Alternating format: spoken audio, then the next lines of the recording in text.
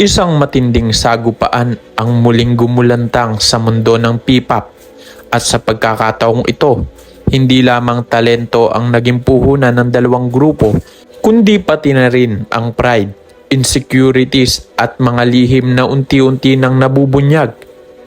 Sa gitna ng mabilis na pagsikat ng Yumi, tila may isang tao na hindi mapakali. Habang patuloy na dumarami ang kanilang tagahanga at mas lumalakas ang suporta ng publiko sa kanilang grupo, hindi may kakaila na unti-unti itong nagdudulot ng pangamba sa kampo ng Nixie. At sa lahat ng miyembro nito, si Tiffany ang tila pinakaapektado. Bilang leader ng Nixie, nasanay si Tiffany na sila ang sentro ng atensyon. Sila ang hinahangaan. Sila ang pinag-uusapan. At sila ang grupong halos walang katapat sa industriya.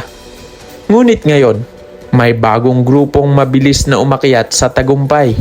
Isang grupong pinangungunahan ni Jennie. At habang mas tumitindi ang kasikatan ng Yumi, mas lumalalim naman ang insecurities ni Tiffany. Dumating ang araw ng isang malaking event kung saan parehong magpe-perform ang dalawang grupo. Matapos ang makapangyarihang pagtatanghal ng Nixie, handa nang umakyat sa entablado ang Yumi upang ipakita naman ang kanilang talento. Punong-puno ng sigawan ng venue. Halatang sabik ang mga tao na makita ang grupo ni Jennie. Ngunit bago pa man makapagsimula ang kanilang performance, isang hindi inaasahang pangyayari ang naganap. Habang paakyat sa entablado si Jennie, bigla siyang napatid. Isang iglap lang ang lahat. Nawalan siya ng balanse at bumagsak sa harap ng maraming tao. Nagulat ang mga manonood. Napatigil ang ilan. Napasinghap ang iba.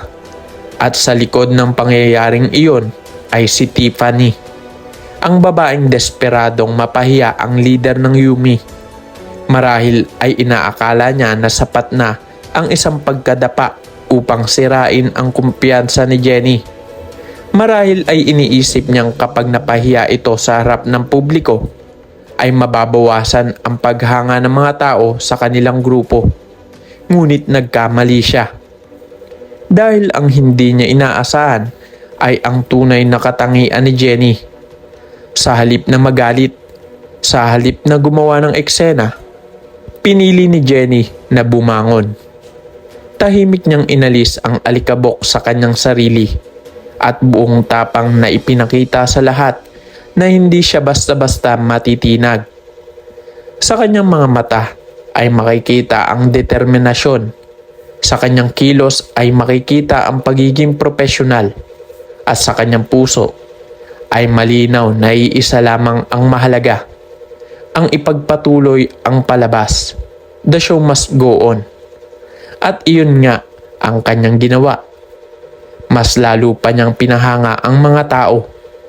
Sa halip na pagtawanan siya ng mga manonood, mas lalo silang humanga sa kanyang ipinakitang katatagan. Mas lumakas ang sigawan, mas dumami ang suporta, at mas lalo pang napatunayan kung bakit patuloy na minamahal ng publiko ang Yumi. Habang pinapalakpakan ng mga tao si Jennie, marahil ay hindi rin inaasahan ni Tiffany na ang plano niyang pagpapahiya ay siya ring magiging dahilan upang mas lalo pang sumikat ang kanyang karibal. Ngunit hindi pa doon natatapos ang tensyon. Matapos ang pagtatanghal ng dalawang grupo, muling nagtagpo ang kanilang mga landas sa backstage at doon nagsimula ang isang mainit na komprontasyon. Hindi na napigilan ni Tiffany ang kanyang nararamdaman. Direkta niyang sinabi ang kanyang obserbasyon. Para sa kanya, tila unti-unti nang naaagawan ng Yumi ang Nixie ng mga tagahanga. Habang tumatagal, mas rumarami ang mga taong humahanga sa bagong grupo.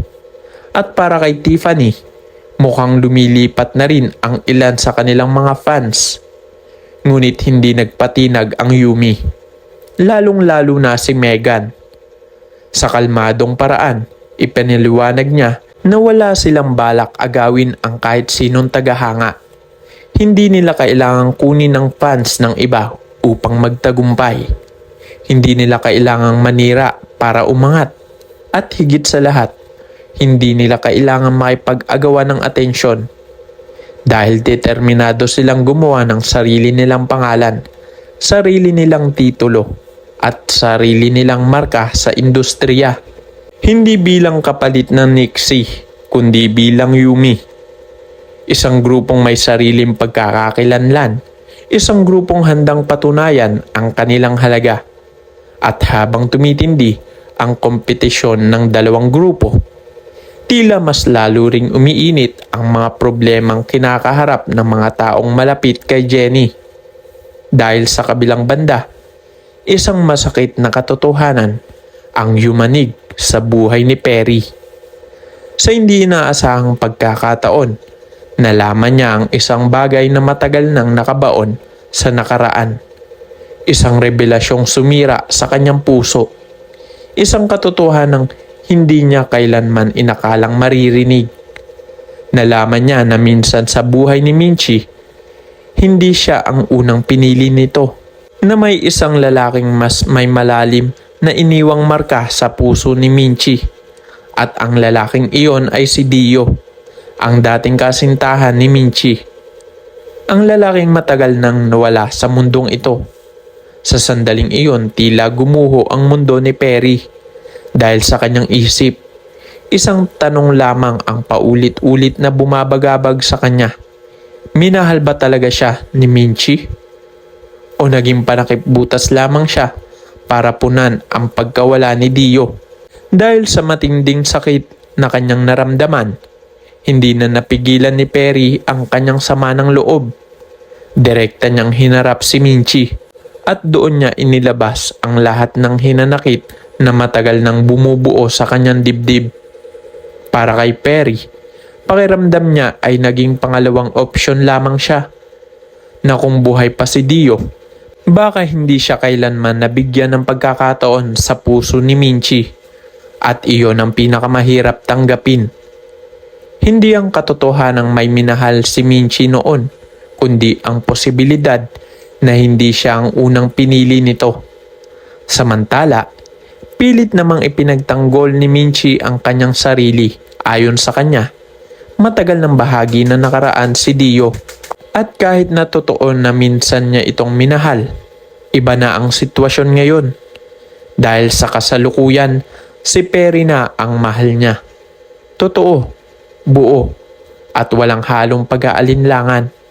Ngunit paano mo mapapaniwala ang isang taong sugatan? Paano mo maibabalik ang tiwalang nabasag na? Paano mo mapapawi ang sakit ng isang pusong pakiramdam ay naging pangalawa lamang? Habang nahaharap si Minchie sa problemang ito, lumapit siya sa kanyang matalik na kaibigan na si Charis. Sa harap ng kaibigan, ibinuhos niya ang kanyang mga nararamdaman, ang kanyang pagkalito at ang kanyang takot at ang kanyang pangamba sa maaaring mangyari sa kanilang pamilya. Ngunit habang nagsasalita si Minchie, may isang bagay na napansin si Charis. Parang may bahagi pa rin ng puso nito na hindi tuluyang nakakaalis kay Dio. Parang may sugat pa rin hindi naghihilom. Parang may lihim pa rin itinatago. At dahil dito, isang matapang na tanong ang kanyang ibinato.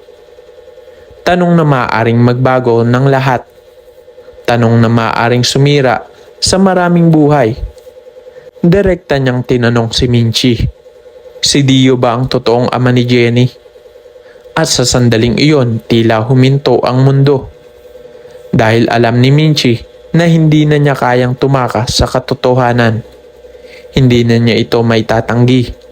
Hindi niya ito may tatago habang buhay. At balang araw, lalabas din ang lihim. Malalaman din ng lahat ang katotohanan. Ngunit kapag nangyari iyon, handa kaya si Jenny sa revelasyong maaaring magpabago sa kanyang pagkatao? Ano ang magiging reaksyon ni Perry kapag tuluyan na niyang nalaman ang buong katotohanan? At paano maaapektuhan ang buhay ni Dara, Megan at ng lahat ng taong sangkot sa misteryong ito. Habang tumitindi ang laban ng Nixie at Yumi, tila mas malaki at mas mapanganib na laban ang unti-unting nabubuo sa likod ng entablado. Isang laban na hindi tungkol sa kasikatan, kundi tungkol sa katotohanang matagal nang nakatago at ngayon ay malapit nang sumabog sa harap ng lahat.